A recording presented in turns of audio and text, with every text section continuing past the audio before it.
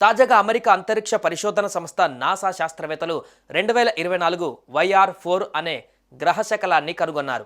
అయితే ఇది ఎప్పటికల్లా భూమిని ఢీకొనే ఛాన్స్ ఉంది వంటి విషయాలను ఇప్పుడు చూద్దాం.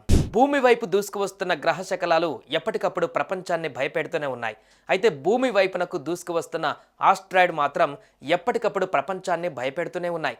తాజాగా అమెరికా అంతరిక్ష పరిశోధన సంస్థ నాసా శాస్త్రవేత్తలు 2024 వైఆర్-4 అనే ఉల్కను కనుగొన్నారు. ఇది 2032లో భూమిని ఢీకొనే అవకాశం ఉందని నాసా శాస్త్రవేత్తలు పేర్కొన్నారు. ఈ భారీ గ్రహశకలం భూమి వైపు దూసుకువస్తుందని, దీని పరిమాణం సుమారుగా ఫుట్బాల్ మైదానం కంటే పెద్దగా ఉంటుందని తెలిపారు. ఇది భూమి వైపు చాలా వేగంగా వస్తుందని, భూమిని ఢీకొట్టే అవకాశాలు ఎక్కువగా ఉన్నాయని, 2032లో భూమిని ఢీకొట్టవచ్చని అంచనా వేశారు. అబుదాబిలోని ఇంటర్నేషనల్ ఆస్ట్రనామీ సెంటర్ ప్రకారం 2024 వైఆర్-4 అనే కోడ్ నేమ్ కలిగిన ఈ గ్రహశకలం 2032లో భూమిని అత్యంత దగ్గరగా వెళ్తుంది. అప్పుడే ఢీకొనే ఛాన్స్ ఉంటుందని అంచనా వేశారు. 130 నుంచి 300 అడుగుల పొడవు గల ఈ గ్రహశకలం మానవాళి మొత్తానికి తక్కువ ప్రమాదకారి అయినా ఒక పెద్ద నగరాన్ని తీవ్రంగా నాశనం చేయగల శక్తిని కలిగి ఉండవచ్చని శాస్త్రవేత్తలు అభిప్రాయపడుతున్నారు. దీని ప్రభావం 8 మెగాటన్నుల TNTకి సమానమని, ఇది హిరోషిమాపై ప్రయోగించిన అణుబాంబు కన్నా 500 రెట్లు శక్తివంతమైనదని అయి ఉండవచ్చని వారు వెల్లడించారు. అయితే 2032 డిసెంబర్ 22న ఈ గ్రహశకలం భూమిని ఢీకొట్టే అవకాశం 1%మేనని, అంటే 99% దాని ప్రభావం భూమిపై ఉండదని తెలిపారు. IAC రిపోర్టు ప్రకారం ఈ గ్రహశకలం 2024 డిసెంబర్ 25న భూమికి దగ్గరగానే వచ్చింది.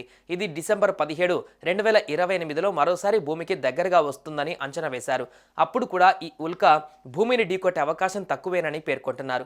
కానీ 2032 డిసెంబర్ 22న మాత్రం ఇది భూమికి మరింత దగ్గరగా వస్తుందని, ఆ సమయంలో ఢీకొట్టే ఛాన్స్ ఉందని అంచనా వేశారు.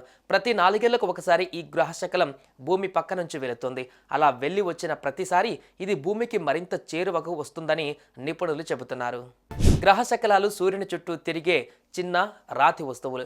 వాటిలో ఎక్కువ భాగం అంగారక గ్రహం, బృహస్పతి మధ్య ఆస్టరాయిడ్ బెల్ట్లో కనిపిస్తాయి. ప్రతి ఆస్టరాయిడ్ సైజు, ఆకారం, ఏర్పడిన తీరు ప్రత్యేకంగా ఉంటుంది.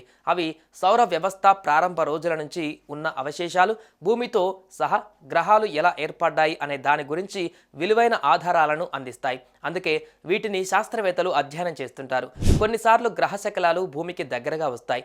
కొన్ని మన గ్రహాన్ని ఢీకొనే అవకాశం కూడా ఉండవచ్చు. నియర్ ఎర్త్ ఆబ్జెక్ట్స్ NEOSగా పేర్కొనే ఈ వస్తువుల నుంచి పొంచి ఉన్న ముప్పులను అంచనా వేయడానికి నిరంతరం పర్యవేక్షిస్తుంటారు.